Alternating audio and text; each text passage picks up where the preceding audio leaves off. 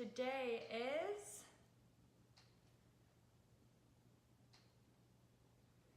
(3:04 p.m.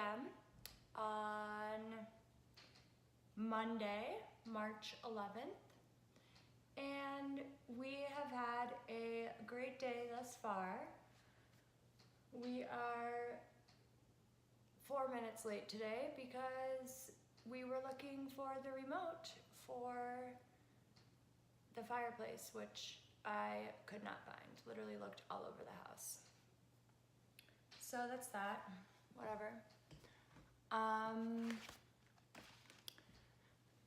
This morning I was working on coral infographics all morning, and so I decided that I would take this time to teach you guys about corals. And so today's life lesson, I was looking through my little life lessons sheet that I write out whenever I have a new life lesson, and one that really applies is that all things are a building block. And with this coral thing, I have been working on these corals for 6 months, drying out poly, which I showed you on the bag yesterday, didn't I? Drying poly. I hand drew that. Inside poly. So anyways, cool stuff, cool stuff. But yeah, so I spent so much time drawing poly and doing coral research and all this stuff, and I'm so happy to finally see something come to fruition, because I have binders upon binders filled with coral research and drawings and like infographic ideas that I made, and like facts and blah blah blah, like all this research, and I haven't materialized it into something actually tangible that I've like provided the world yet. So I'm very excited for these, and I will go through them. So like that all things build on each other is that it's like, don't get discouraged by if your work, it seems like your work doesn't mean anything, or like you work so hard for no reason, because literally every single thing that you do in your life is for a reason, and like it all adds up to where you are in this moment right now and like where you'll be, and everything in life is a building block upon which you learn and you grow, and so you'll always pull from that knowledge and build from that knowledge your other knowledge on so many other subjects. So that's the important life lesson for today. But Corals PowerPoint, Polly the Polyp. Let's bring you closer.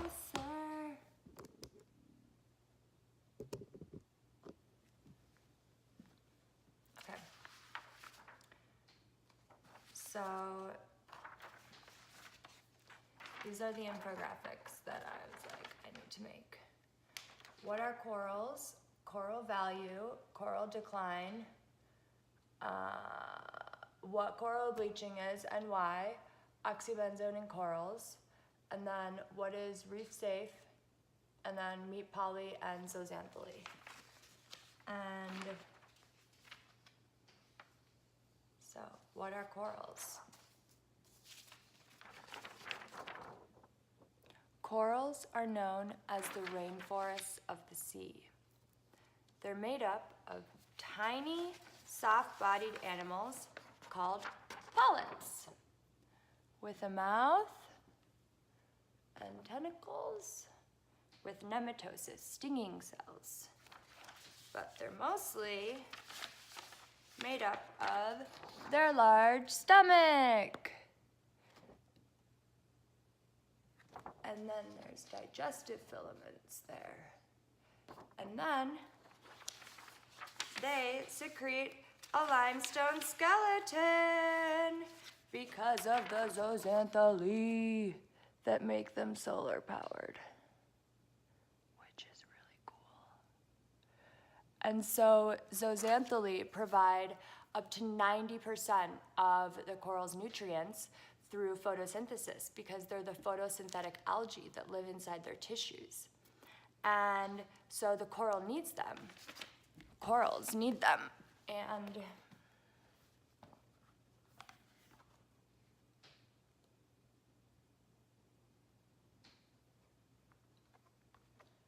okay, so I started making the postcards, and let's cut to the chase.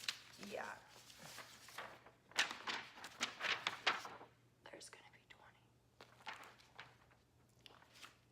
So, sorry, I just brushed my hair with a boar bristle brush because I took a shower this morning but didn't wash my hair and like had it in a tight bun all day. And now it just feels like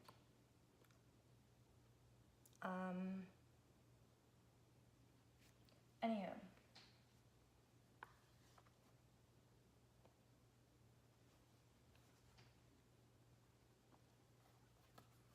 Meet Polly. Coral is built by tiny animals called polyps, just like Polly. And I have a different like Polly thing here. With enough nutrients, aka powered by zooxanthellae, the polyps can secrete calcium carbonate, aka limestone skeletons, using the seawater around them. Each of these tiny animals is a polyp.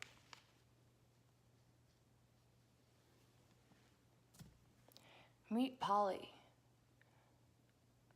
Corals are built by tiny animals called polyps. They only have one opening, their mouth. I explained all this before. Their tentacles are covered in nematosis, which are stinging cells, and they use their tentacles to sting and capture their prey and pull it into their mouth, as well as for protection. Polyps have a soft sac-like body and are mostly stomach.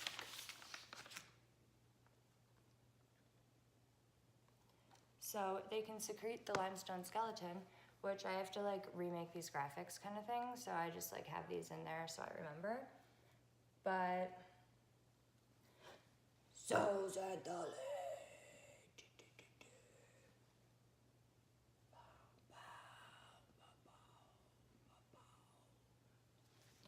So coral are normally translucent. They actually get their color from the zooxanthellae. And so they make coral solar powered because they are photosynthetic algae. So especially like you see a lot of corals living near sunlight so that they can provide more sunlight to the zooxanthellae so that they can get more nutrients to secrete their limestone skeleton and grow faster. And another important thing to know is that there are many different types of corals. So different types of corals live in different types of places and different climates. I mean, most of them live like, you know, near the equator and in like, you know, tropical-ish regions and near the shores and blah, blah, blah. But, you know, there's also like, there's shallow water corals, there's deep water corals, there's soft corals, there's hard corals, and they have different growth structures and types, as well as resilience to environmental factors. And so there are some coral and scientists are growing super coral that are far more resilient to changes in their environment than other corals maybe. So that's cool. So yeah, calicles. Okay, so the coral polyps are able to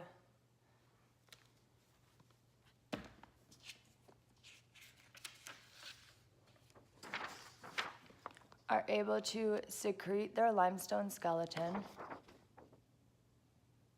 See?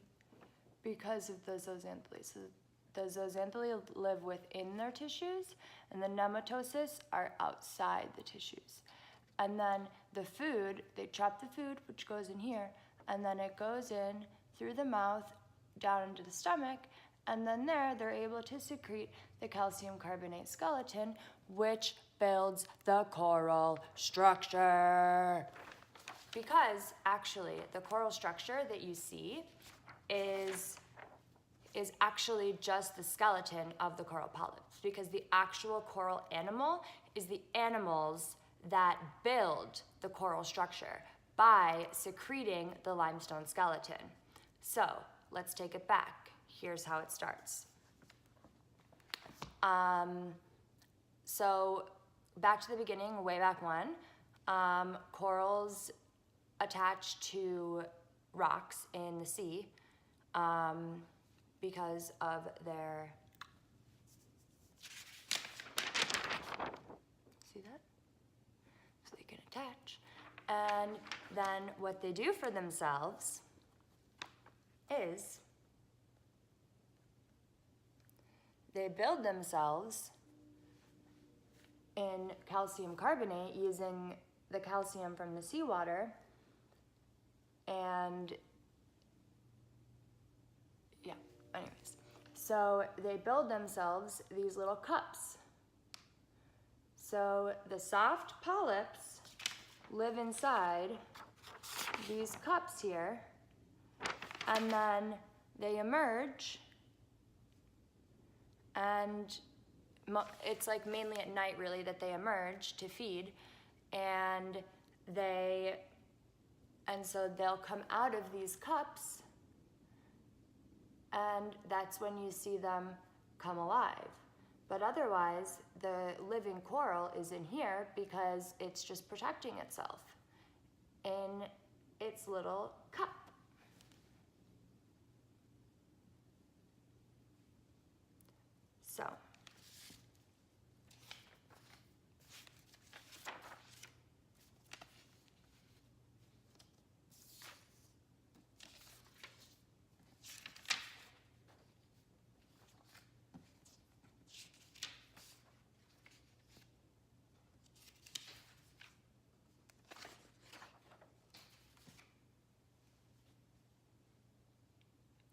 So,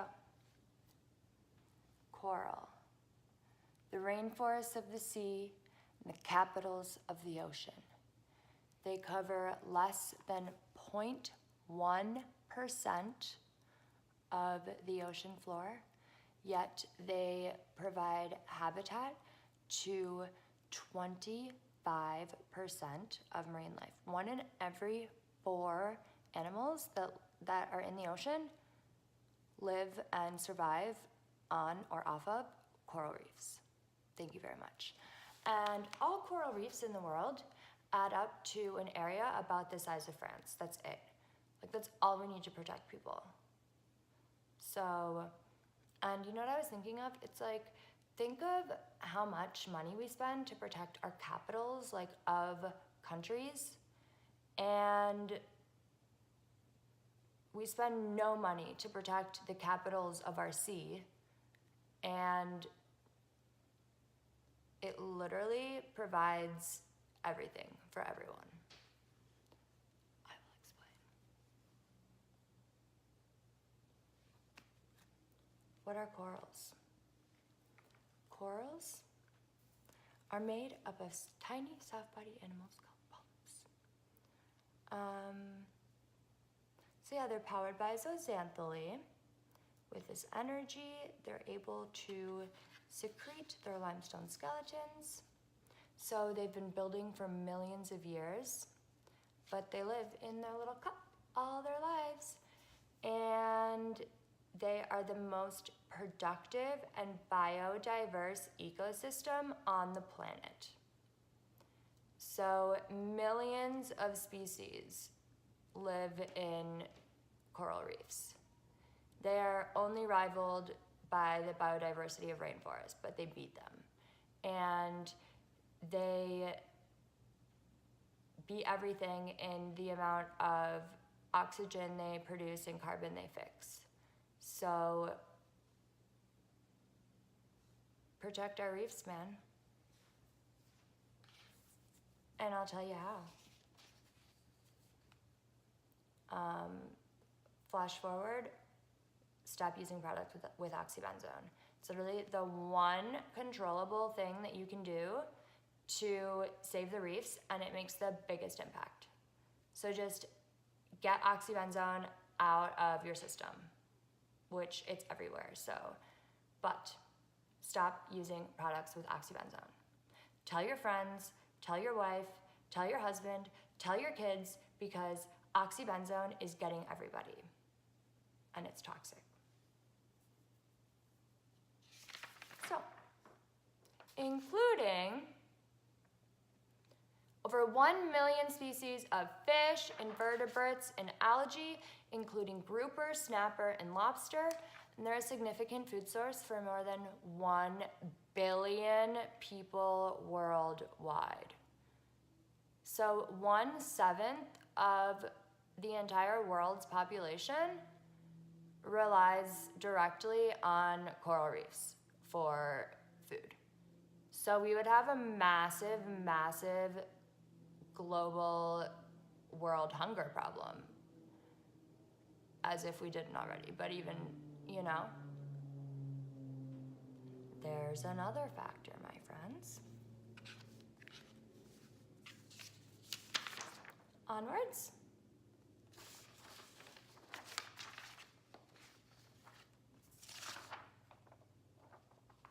Meet Polly.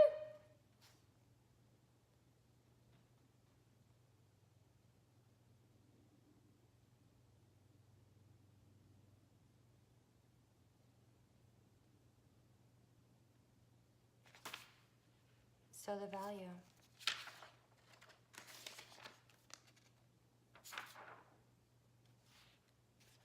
Oh, so here's like all the little coral things. Polly the polyp and zooxanthellae.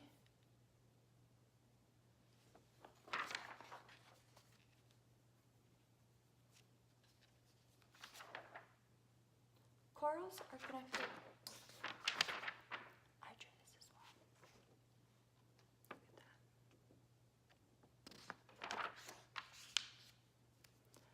So they're connected by sinosarc, which is the connective tissue between them that allows them to share nutrients, which is super cool.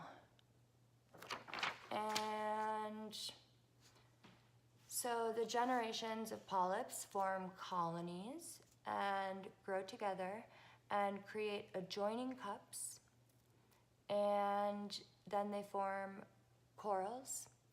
And then when many colonies of various species grow together, they form reefs. There we go.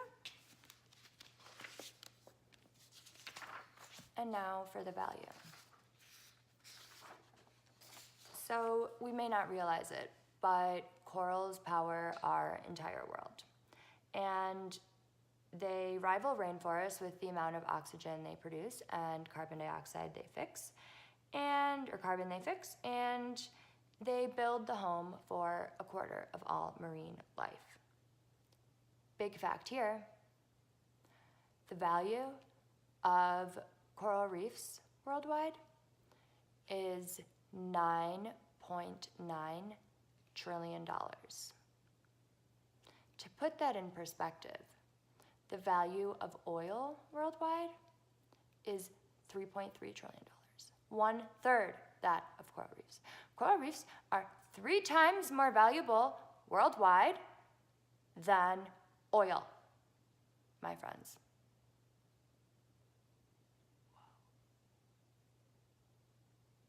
They provide billions for jobs in tourism and restaurants and fun things. And the livelihood of many island nations relies on coral reefs. Now,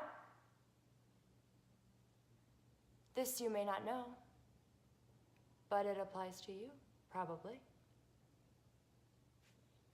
NOAA estimates that 500 million people globally are estimated to live within 100 kilometers from a coral reef and benefit from its protection and production.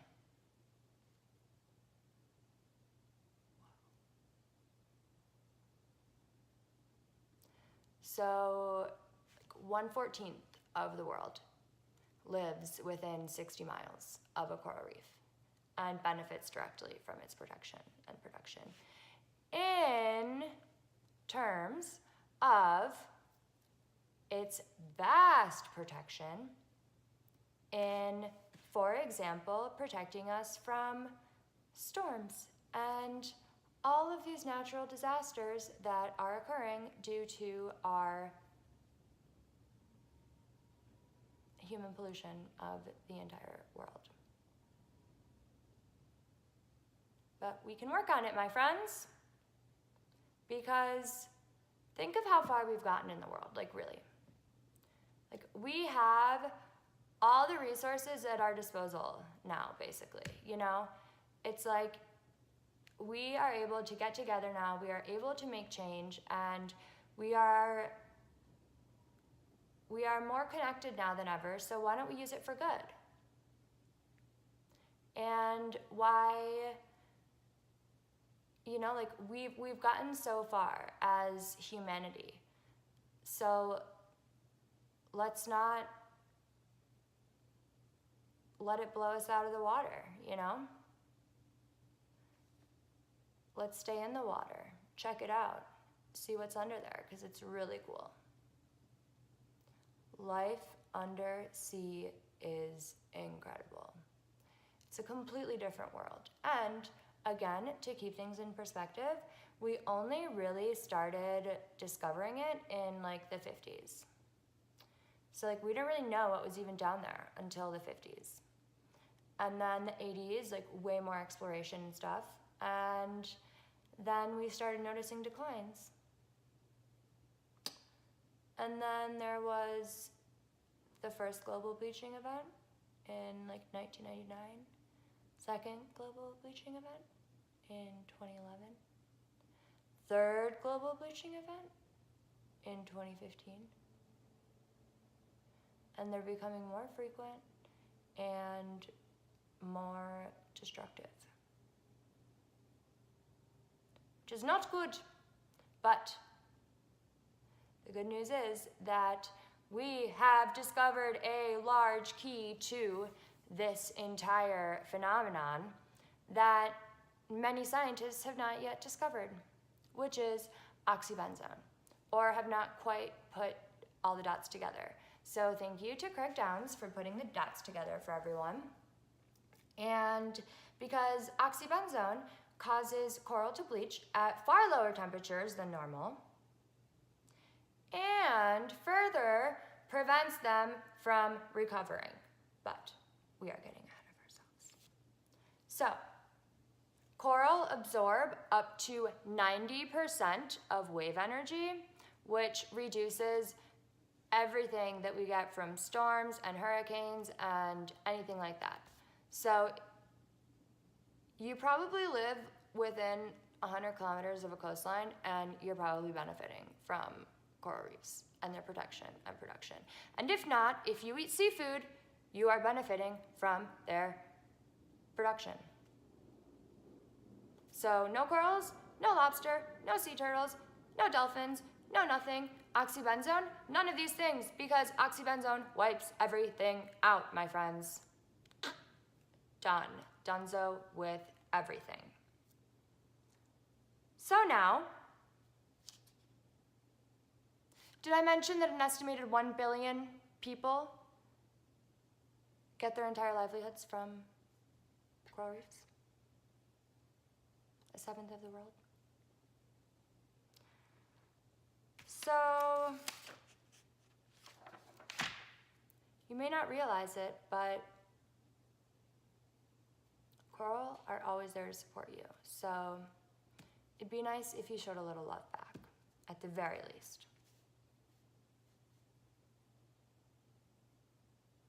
Plus, new medicines.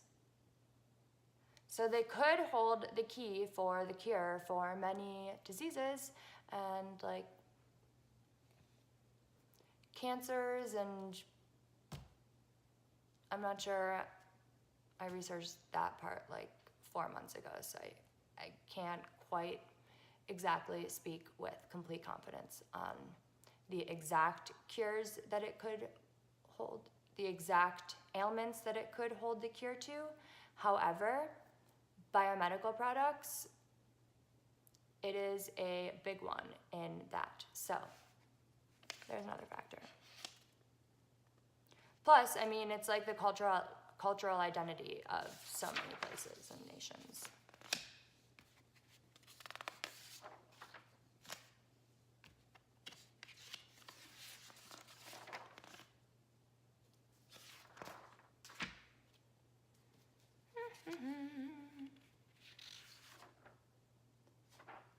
So,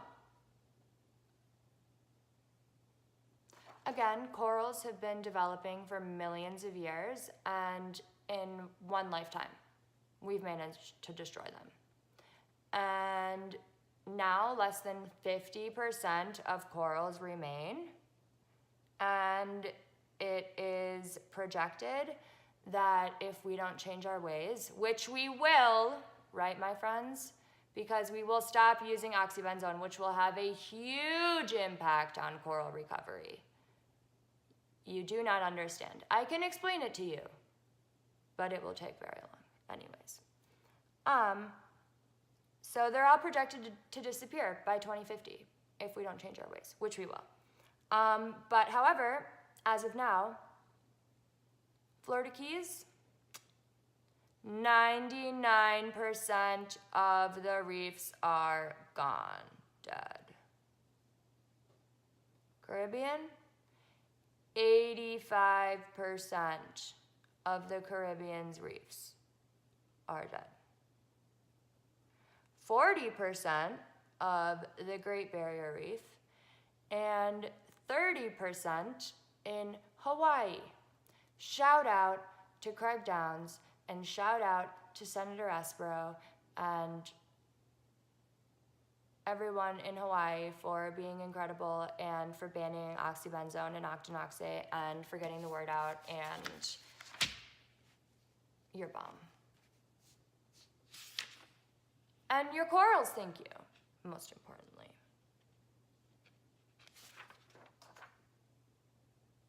Factors contributing to decline.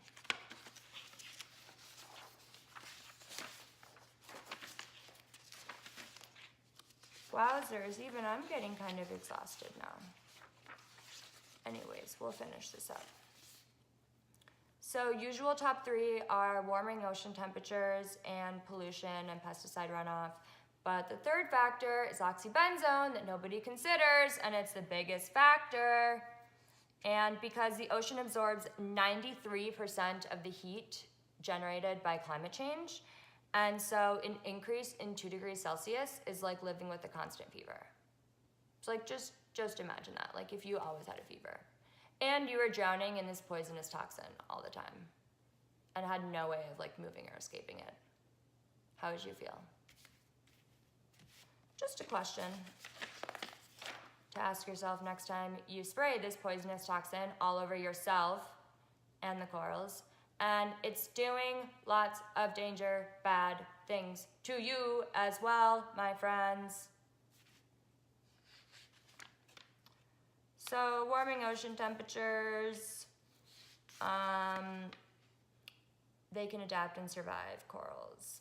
And anyways, oxybenzone causes them to bleach at far lower temperatures and doesn't allow them to recover, and causes them to have viral infections and all this stuff depending on light and dark and blah, blah, blah, and oxybenzone concentrations and all this scientific stuff, which I'm not going to go into right now. However, an important thing is that at ideal growth temperatures for corals, they bleach when exposed to oxybenzone. So, not just rising temperatures, my friends. And all these factors need to be considered together is the other thing. So what is coral bleaching and why? So remember, coral are translucent, right? And so they get their color from the zooxanthellae. When they're stressed, they expel the zooxanthellae, which means they lose their color, right? So bleaching is just them losing or expelling their zooxanthellae. So, but normally the corals don't have any color anyways, you know? But the zooxanthellae can return if conditions go back to normal, which can happen if there's no oxybenzone. But when they expel the zooxanthellae, then they slowly starve to death because they don't have enough nutrients. So that's what we're doing to our precious corals that are giving us everything.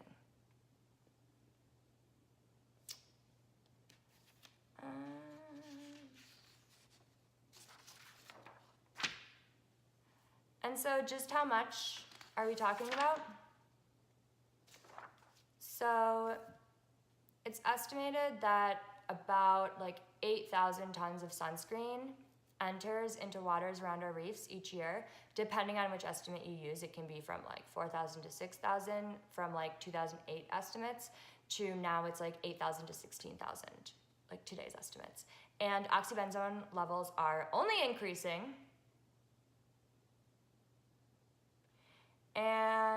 But if we took just the absolute low ball of 6,000, right?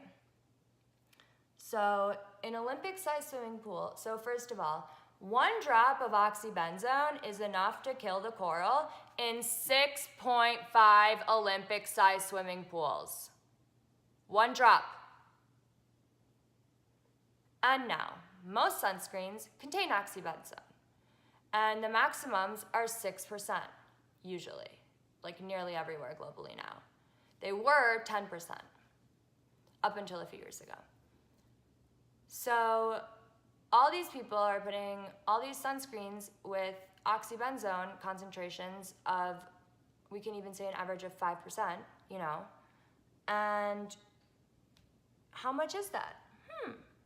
So estimate 6% oxybenzone, estimate 6,000 tons of sunscreen enters annually. That means 360 tons of oxybenzone a year. But anyways, it's enough to fill 3,000 Olympic-sized swimming pools is the amount of sunscreen that enters into reefs annually. But it doesn't spread out, you see. It concentrates on popular tourist sites. And it's estimated that 90% of snorkeling and diving tourist sites are concentrated on just 10% of the world's reefs. So those reefs are exposed to the majority of sunscreens. And remember that if it's on your skin, it's on the reef, especially if it's a chemical sunscreen. And it's found, oxybenzone is found in 97% of Americans because everybody uses sunscreens with it. Oh yeah, so enough oxybenzone to fill 144 Olympic-sized swimming pools enters the reefs annually.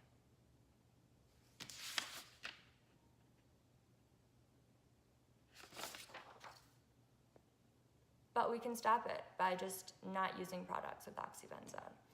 And quick little closer is that bans work. So it's been proven in places like Palau and so many other places where when they do put bans such as like fishing or bombing bans or you know, things like that, then the fish come back. If there's a safe place for them to go, the fish come back and they flourish and they thrive. And if and places like Hawaii and Palau, when they put the oxybenzone bans in, then those places, they started to thrive and grow again. But without these bans, we are literally just drowning our corals in oxybenzone 24/7. They have no way of escaping it, and it is absolutely slowly but surely murdering them through endocrine disruption, viral infections, just the freakiest skeletal endocrine disruption. And I mean, but it's not only the corals, it affects all species the same way. It's an endocrine disruptor in all species. And it's the most rapidly absorbed sunscreen chemical, yet it's still in the majority of sunscreens. So watch out for oxybenzone, my friends. And as always, save the corals. Okay, so that's today's life lesson. And anyways, we are going to get back to work now because we want to order these infographics and we have other things to do. But I'm so glad I was able to share this with you, and we will see you all tomorrow.